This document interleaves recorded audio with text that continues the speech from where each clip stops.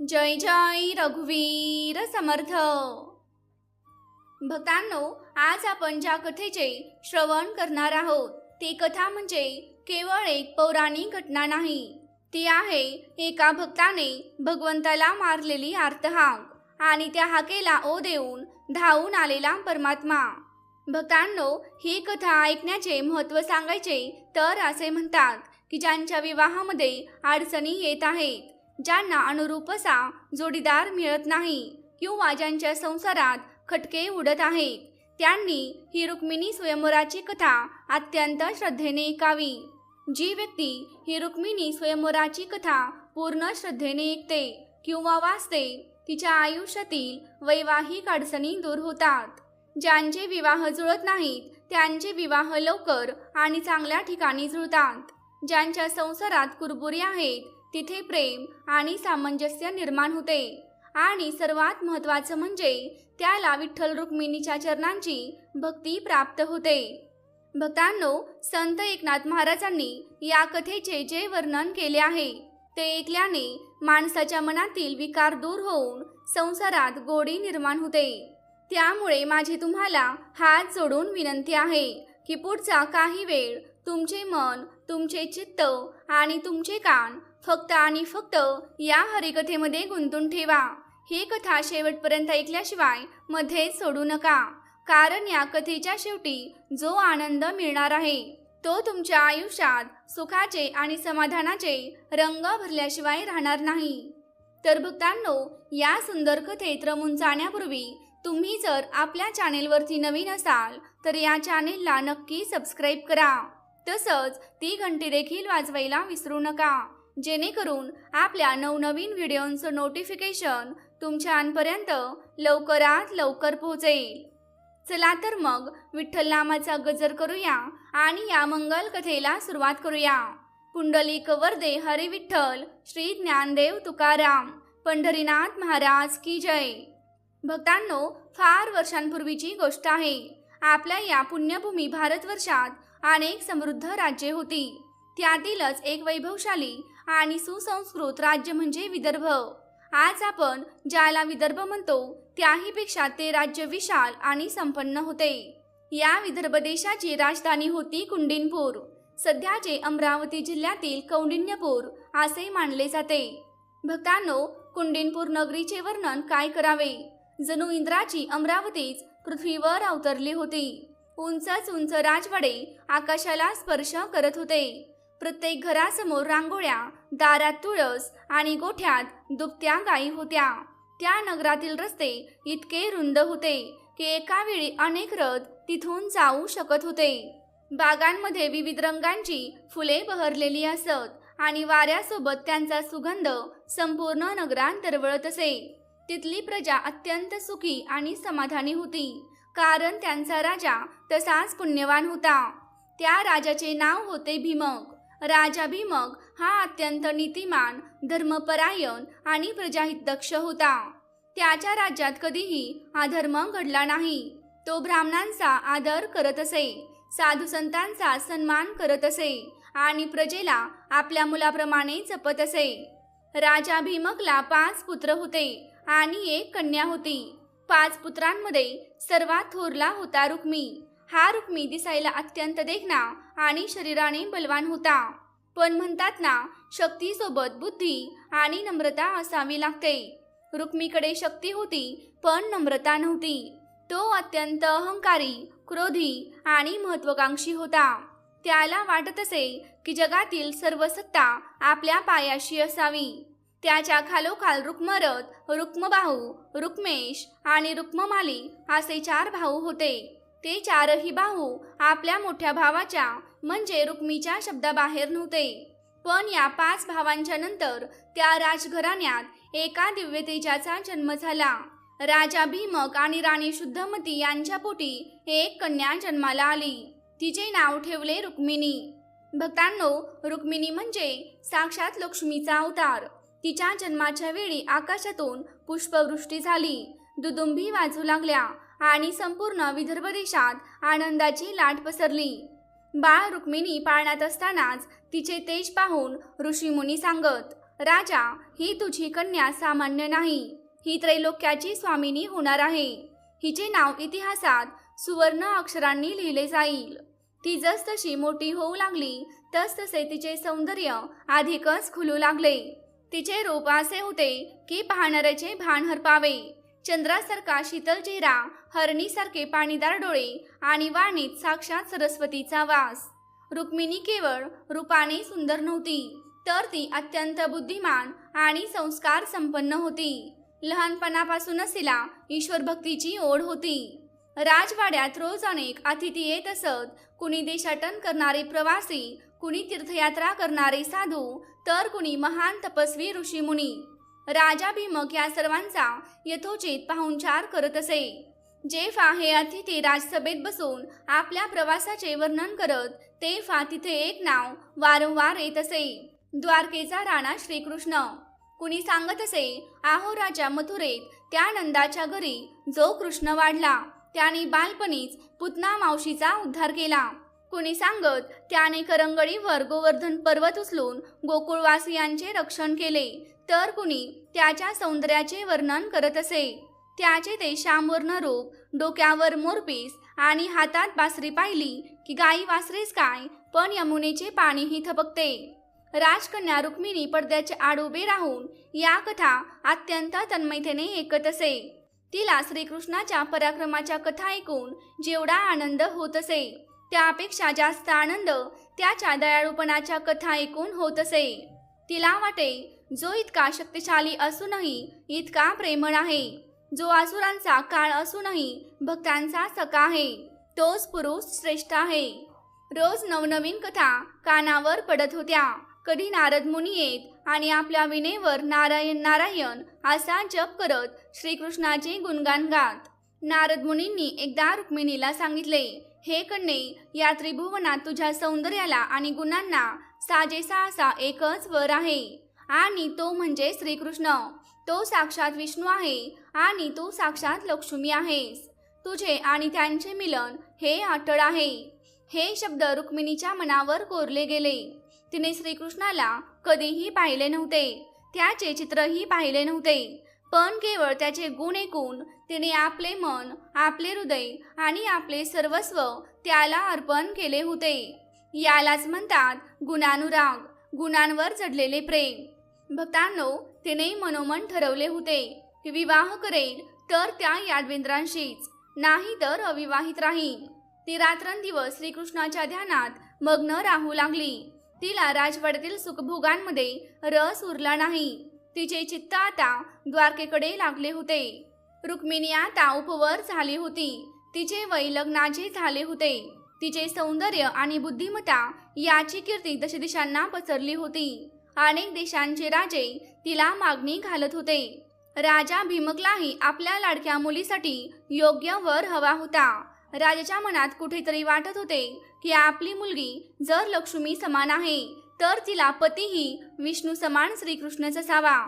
श्रीकृष्णाचे कुळ, त्याचे शौर्य आणि त्याचे औदार्य पाहून भीमक राजाची पसंती त्यालाच होती. पण म्हणतात ना, श्रेयस कामात विघ्ने हजार.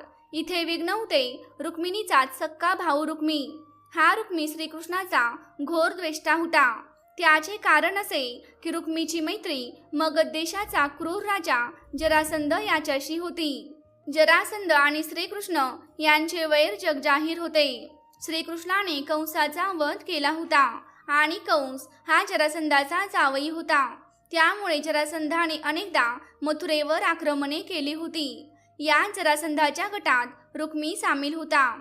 एका दिवशी राजसभेत जेव्हा रुक्मिणीच्या लग्नाचा विषय निघाला, तेव्हा भीमक राजाने सहज सुचवले, आपण श्रीकृष्णाला निरोप पाठवूया का?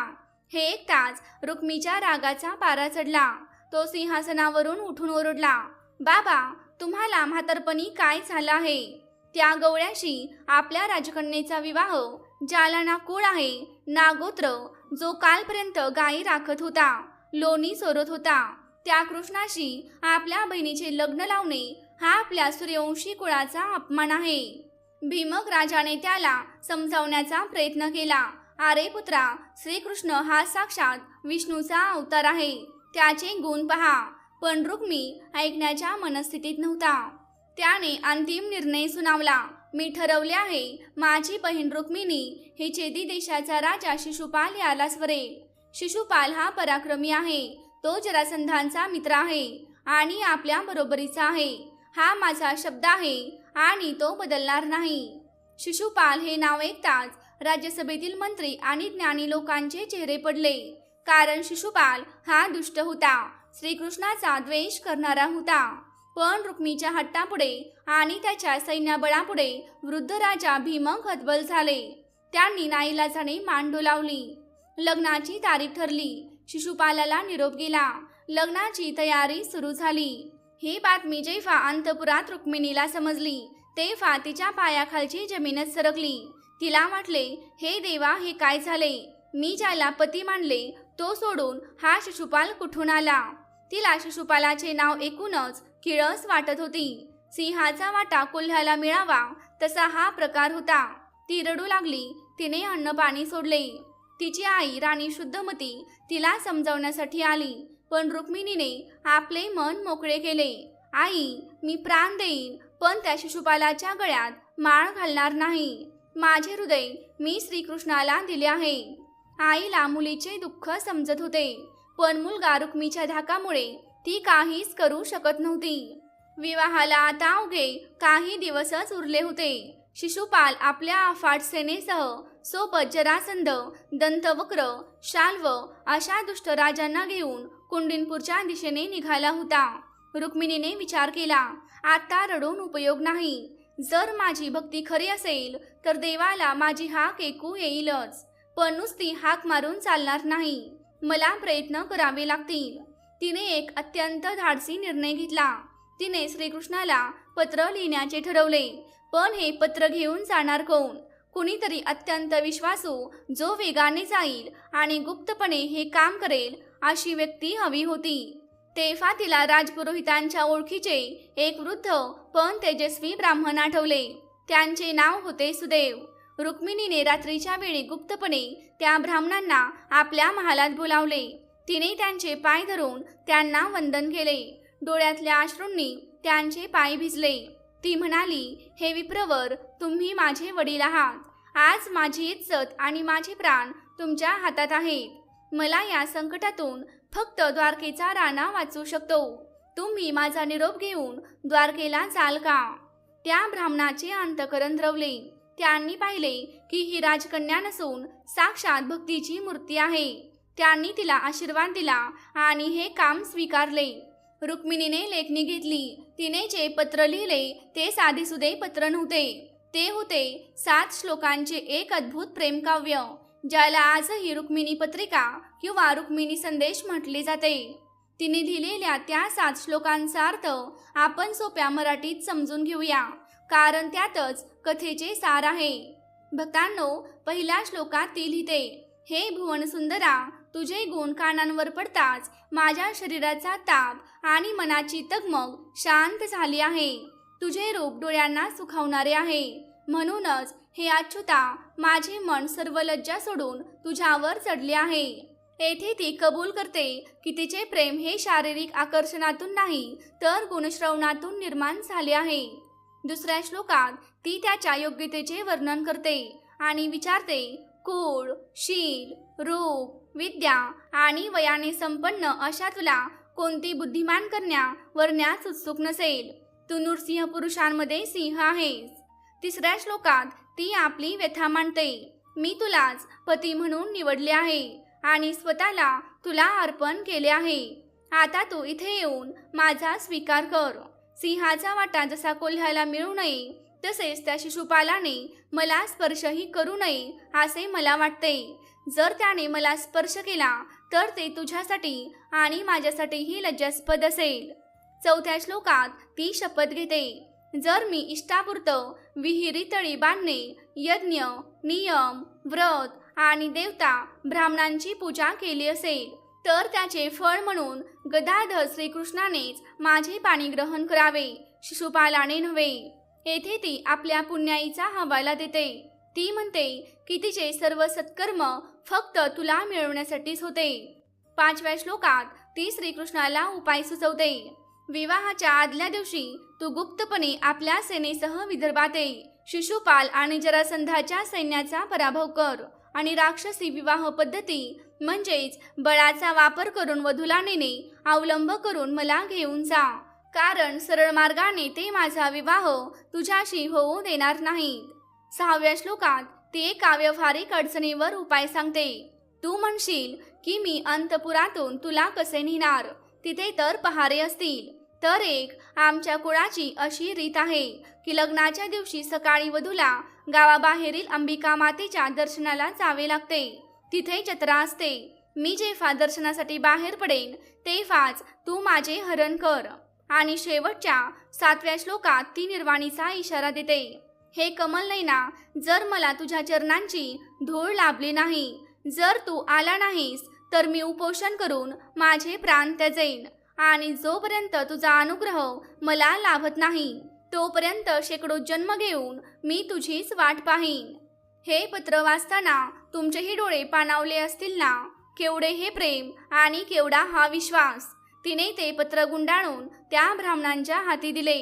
सुदैव ब्राह्मणांनी ते पत्र आपल्या शेंडीत लपवले, जेणेकरून वाटेत कुणाला संशय येऊ नये. त्यांनी रुक्मिणीचा निरोप घेतला आणि जय श्रीकृष्ण म्हणून ते निघाले. ब्राह्मण महाराज निघाले. कुंडिनपूर ते द्वारका हे अंतर खूप मोठे होते, पण भक्ताचे काम करण्यासाठी त्यांच्या पायात जणू वाऱ्याचे बळ आले होते. ते रात्रंदिवस चालत होते. इकडे कुंडिनपुरात मात्र वातावरण गंभीर होत चालले होते. अखेर सुदैव ब्राह्मण द्वारकेला पोहोचले. सोन्याची द्वारका, समुद्राच्या काठी वसलेली ती नगरी पाहून त्यांचे डोळे दिपले. पण त्यांना त्या वैभवात रस नव्हता. त्यांना ओढ होती त्या सावळ्या परब्रह्माची. ते थेट श्रीकृष्णाच्या राजवाड्यात गेले.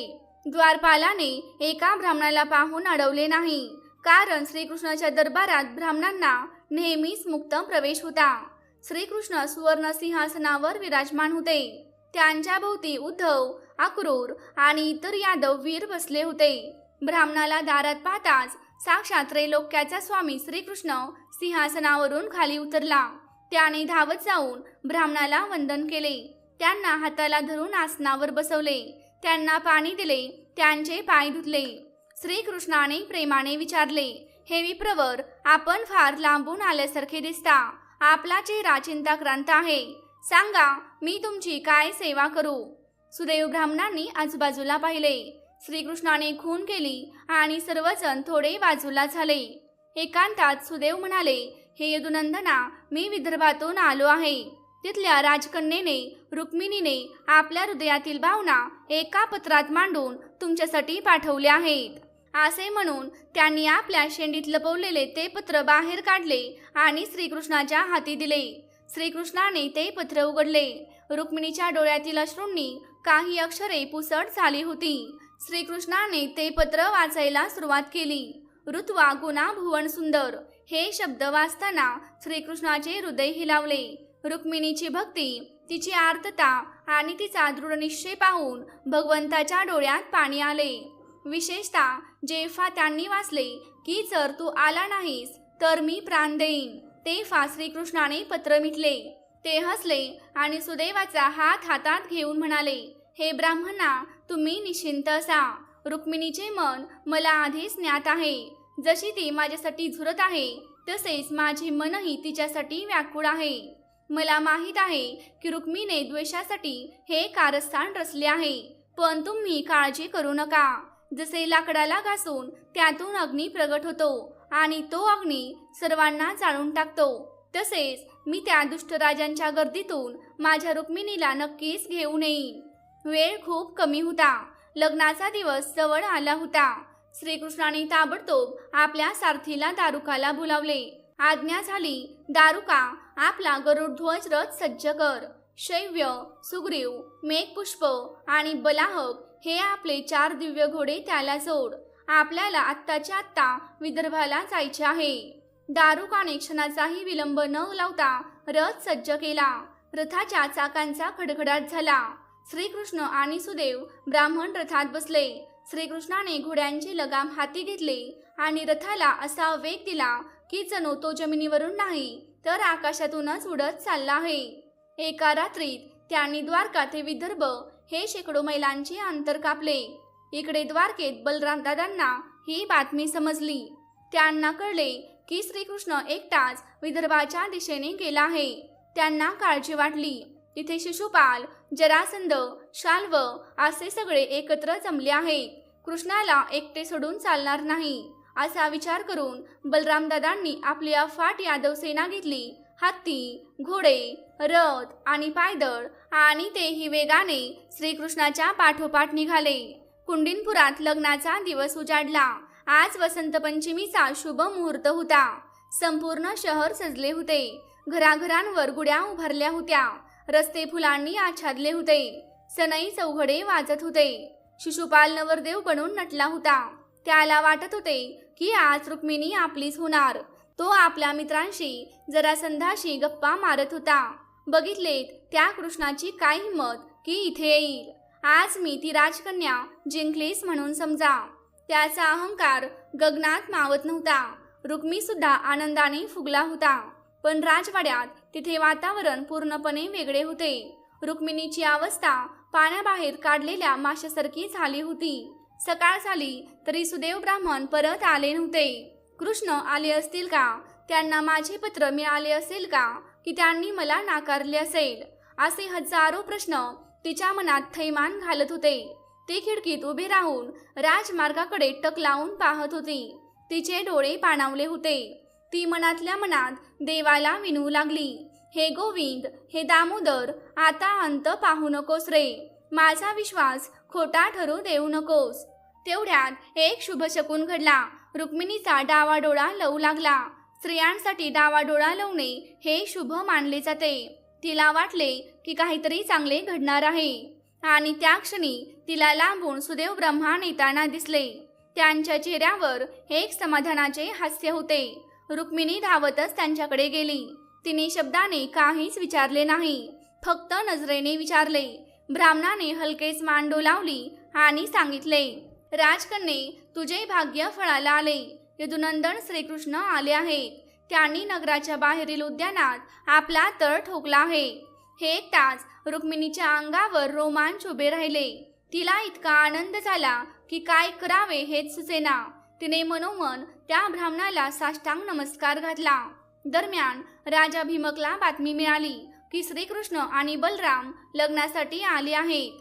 जरी रुक्मीचा विरोध असला तरी भीमक राजाला श्रीकृष्णाबद्दल नितांत आदर होता. त्याला आनंद झाला.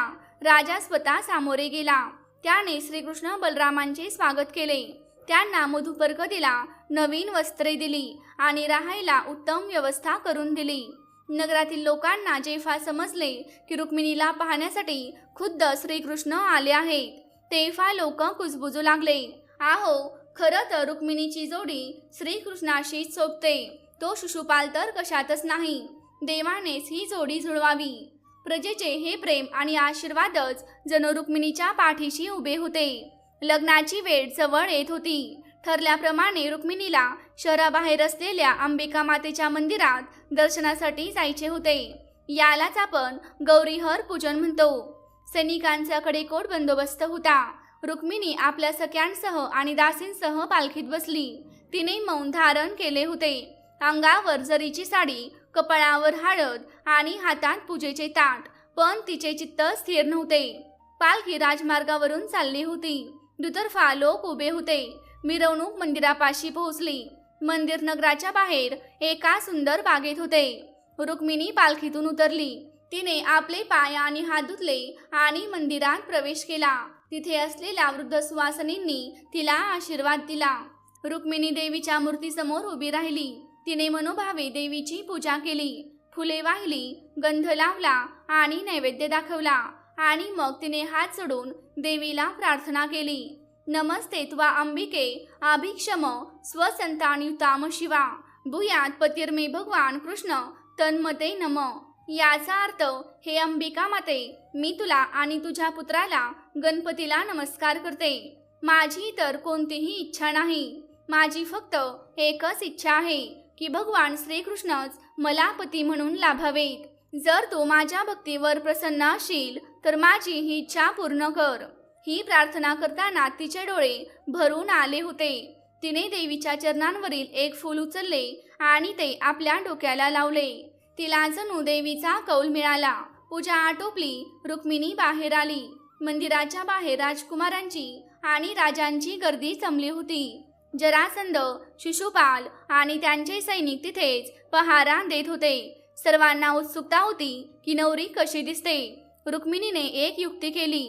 ती हळूहळू अत्यंत डौलदार चालीने चालू लागली. तिने आपल्या हातातील सोन्याची अंगठी मुद्दाम खाली पाडली किंवा काही कारणाने ती रेंगाळली, जेणेकरून श्रीकृष्णाला वेळ मिळावा. तिने जेव्हा आपल्या चेहऱ्यावरील पदर किंचित बाजूला केला आणि वर पाहिले, तेव्हा तिचे ते अलौकिक सौंदर्य पाहून तिथे उपस्थित असलेल्या अनेक राजांच्या हातातील शस्त्रे गळून पडली. ते तिच्या रूपाने मोहात पडले. पण रुक्मिणीचे डोळे मात्र त्या गर्दीत एकाच व्यक्तीला शोधत होते, तिचा सावळा कृष्ण. आणि तो क्षण आला. गर्दी चिरून एक दिव्य रथ वेगाने पुढे आला. त्या रथावर गरुडाचे चिन्ह होते. 4 वेगवान घोडे त्याला जोडले होते आणि सारथ्य करत होते स्वतः भगवान श्रीकृष्ण. कोणाला काही कळायच्या आत श्रीकृष्णाने आपला रथ थेट मंदिराच्या पायऱ्यांपर्यंत नेला. रुक्मिणी तिथेच उभी होती, जणू त्यांचीच वाट पाहत. श्रीकृष्णाने खाली वाकून रुक्मिणीचा हात धरला. ज्या हाताला स्पर्श करण्याची स्वप्ने शिशुपाल पाहत होता, तो हात आता श्रीकृष्णाच्या हातात होता. एका झटक्यात श्रीकृष्णाने रुक्मिणीला रथात उचलून घेतले.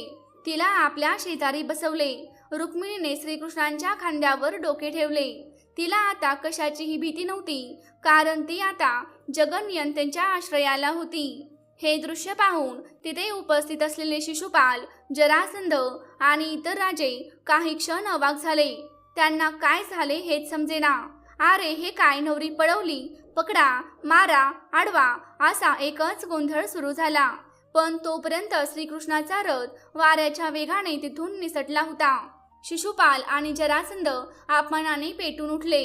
एका गवळ्याने आपल्या डोळ्यांसमोर आपल्या सैन्याच्या पहाऱ्यातून राजकन्येला पळवले आणि आपण बांगड्या भरून बघत राहिलो, असे म्हणत त्यांनी आपले सैन्य गोळा केले. चला, त्या कृष्णाला आज जिवंत सोडायचे नाही, अशा गर्जना करत ते श्रीकृष्णाचा पाठलाग करू लागले. रथांचीच, हत्तींची आणि घोड्यांची एकच गर्दी झाली. धुळीचे लोट उडाले. बाणांचा पाऊस पडू लागला. पण श्रीकृष्ण आणि रुक्मिणी एकटे नव्हते. पाठोपाठ आलेले बलराम दादा आणि त्यांची यादव सेना आता सज्ज होती. त्यांनी शत्रूच्या सेनेला वाटेत चढवले. मोठे घनघोर युद्ध सुरू झाले. यादववीर अत्यंत चपळ होते. त्यांनी जरासंध आणि शिशुपालाच्या सैन्याची दाणादाण उडवली. बलराम दादांनी आपल्या नांगराने शत्रूंचे रथ उलटून टाकले. गदाधारी वीरांनी हत्तींना पळवून लावले. थोड्याच वेळात शिशुपाल आणि जरासंधाला कळून चुकले की यादवांशी लढणे सोपे नाही. त्यांचे सैन्य पळू लागले. शिशुपाल तर निराशेने आपल्या गावी परत जाण्यासाठी वळला. जरासंधाने त्याला समजावले, मित्रा, कधी जय मिळतो तर कधी पराजय. आज वेळ आपली नाही. जीव वाचला तर पुन्हा लढता येईल, असे म्हणत ते सर्व राजे माघारी फिरले. शत्रूचे सैन्य पळाले, पण रुक्मी मात्र थांबला नाही. त्याचा अहंकार त्याला शांत बसू देत नव्हता. त्याने प्रतिज्ञा केली होती की जोपर्यंत कृष्णाला मारून रुक्मिणीला परत आणत नाही, तोपर्यंत मी कुंडिनपुरात पाय ठेवणार नाही. तो रथाने एकटाच श्रीकृष्णाचा पाठलाग करत सुटला. थांब कृष्णा, थांब. बायकांना पळवताना तुला लाज वाटत नाही का? हिम्मत असेल तर माझ्याशी लढ, असे तो ओरडत होता. श्रीकृष्णाने हे ऐकले. त्याने रथाचा वेग कमी केला. रुक्मिणीने कृष्णावर बाणांचा वर्षाव केला. हे घे, हे तुला माझे बाण. पण श्रीकृष्णाने हसत हसत त्याचे सर्व बाण तोडून टाकले. श्रीकृष्णाने एक बाण सोडला आणि रुक्मीचे धनुष्य तोडले. रुक्मीने दुसरे धनुष्य घेतले, तेही तोडले. मग त्याने ढाल, तलवार घेतली, भाला घेतला, गदा घेतली. श्रीकृष्णाने खेळल्यासारखे त्याचे सर्व शस्त्रे निकामी केले. रुक्मी आता पूर्णपणे निशस्त्र झाला होता, पण तरीही तो तलवार घेऊन कृष्णाच्या अंगावर धावला. हे पाहून श्रीकृष्णाला राग आला.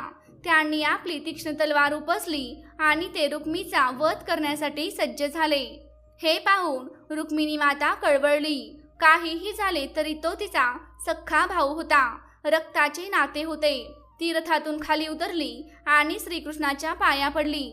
ती म्हणाली, हे योगेश्वरा, हे जगनिवासा, तुम्ही तर दयाघन आहात. माझा भाऊ अज्ञानी आहे, त्याने अपराध केला आहे, पण त्याला मारू नका.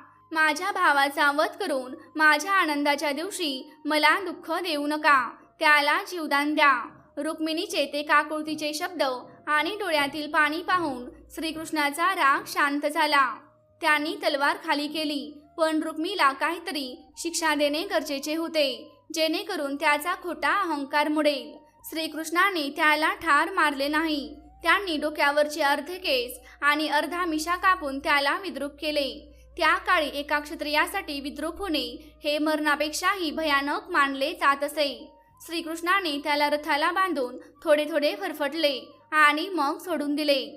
रुक्मी लाजेने मान खाली घालून निघून गेला. त्याने कुंडिनपुरात परत न जाता तिथेच भोजगड नावाचे नवीन नगर वसवले. रुक्मीचा पराभव करून आणि सर्व शत्रूंना जिंकून श्रीकृष्ण विजयवीरासारखे रुक्मिणीला घेऊन द्वारकेत परतले. द्वारका नगरीत त्यांचे भव्य स्वागत झाले. देवकी आणि वसुदेवाने आपल्या सुनेचे रुक्मिणीचे औक्षण केले. संपूर्ण द्वारका नगरी आनंदाने नाहून निघाली होती. वसंत पंचमीचा तो दिवस होता. निसर्गाला बहर आला होता आणि द्वारकेलाही प्रेमाचा बहर आला होता. तर भक्तांनो, अशी ही विठ्ठल रुक्मिणीच्या विवाहाची मंगलमय आणि रोमांचक कथा. या कथेतून आपण काय शिकायचे? तर रुक्मिणीसारखी निस्सीम भक्ती. तिने जसे पत्रात लिहिले की मी तुला पाहिले नाही, पण तुझ्या गुणांवर प्रेम केले आहे, तशीच आपली भक्ती असावी. आपणही देवाला पाहिले नाही, पण संतांच्या मुखातून त्यांचे गुण ऐकून आपण त्यांच्यावर प्रेम केले पाहिजे. आणि जेव्हा आपण रुक्मिणीसारखे अनन्य भावाने सर्व अहंकार सोडून माझे रक्षण कर म्हणून देवाला शरण जातो, तेव्हा देव स्वतः सर्व नियम मोडून धावत येऊन आपले रक्षण करतो. हेच या कथेचे सार आहे. भक्तांनो, विठ्ठल रुक्मिणीचा हा विवाह सोहळा आठवणे म्हणजे आपल्या मनातील भक्तीला नवीन पालवी फुटण्यासारखे आहे. ही कथा ऐकल्याने काय फळ मिळते? असे म्हणतात की जी व्यक्ती ही रुक्मिणी स्वयंवराची कथा पूर्ण श्रद्धेने ऐकते किंवा वाचते, तिच्या आयुष्यातील वैवाहिक अडचणी दूर होतात. ज्यांचे विवाह जुळत नाहीत त्यांचे विवाह लवकर आणि चांगल्या ठिकाणी जुळतात. ज्यांच्या संसारात कुरबुरी आहेत तिथे प्रेम आणि सामंजस्य निर्माण होते. आणि सर्वात महत्त्वाचं म्हणजे त्याला विठ्ठल रुक्मिणीच्या चरणांची भक्ती प्राप्त होते. तर भक्तांनो, आज आपण सर्वांनी मनाने पंढरपुरात जाऊन हा दिव्य सोहळा अनुभवला. मला खात्री आहे की ही कथा ऐकून तुमचे मन प्रसन्न झाले असेल, डोळे पाणावले असतील आणि हृदयात विठ्ठलाबद्दलचे प्रेम अजून वाढले असेल. विठ्ठल रुक्मिणीच्या कृपेने तुमच्या संसारात सुखशांती, समृद्धी आणि समाधान लाभो, हीच त्या पांडुरंगाच्या चरणी प्रार्थना. भक्तांनो, तुम्हाला ही कथा कशी वाटली हे आम्हाला कमेंट करून नक्की सांगा. ही कथा जास्तीत जास्त लोकांपर्यंत, तुमच्या मित्रमैत्रिणींपर्यंत, नातेवाईकांपर्यंत पोहोचावी यासाठी या व्हिडिओला लाईक करा, शेअर करा, कारण चांगली गोष्ट पसरवणे ही सुद्धा एक सेवाच आहे. आणि हो, अशा सुंदर आध्यात्मिक आणि पौराणिक कथा ऐकण्यासाठी आपल्या चॅनेलला नक्की सबस्क्राईब करा. तसंच ती घंटी देखील वाजवायला विसरू नका, जेणेकरून आपल्या नवनवीन व्हिडिओंचं नोटिफिकेशन तुमच्यापर्यंत लवकरात लवकर पोहोचेल. भक्तांनो, कमेंट बॉक्समध्ये विठ्ठलाच्या नामाचा, श्रीकृष्णाच्या नामाचा जयघोष करायला विसरू नका. कमेंटमध्ये प्रेमाने लिहा, विठ्ठल विठ्ठल जय हरी विठ्ठल, जय श्रीकृष्ण, जय जय रघुवीर समर्थ, श्री गुरुदेव दत्त.